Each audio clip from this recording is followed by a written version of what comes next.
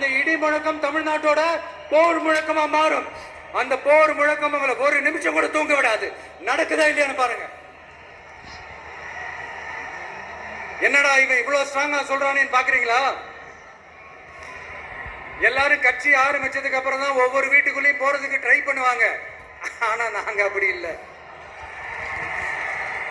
ஒவ்வொரு வீட்டுக்குள்ளேயும் போனதுக்கு அப்புறம் தான் கட்சியவே ஆரம்பிச்சிருக்கிறோம்.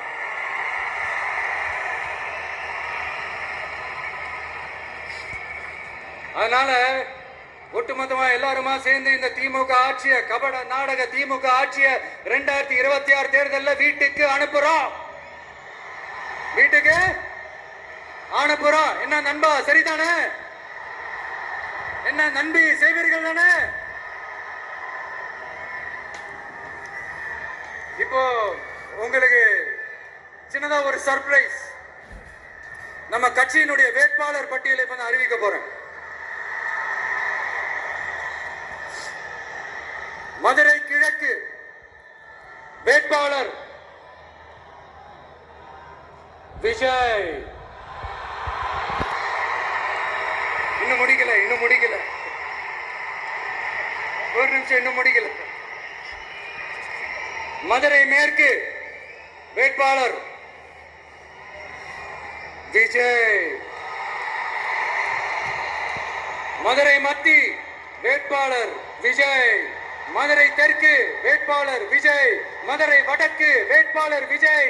மேலூர் விஜய். சோழவந்தான் விஜய். திருப்பரங்குன்றம் விஜய். திருமங்கலம் விஜய். உசிலம்பட்டி விஜய்.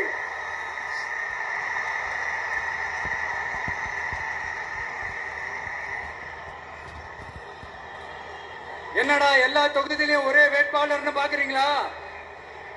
234 தொகுதியிலையும் இந்த விஜய் தான். அதாவது உங்க விஜய் தான் உங்க சின்னம்.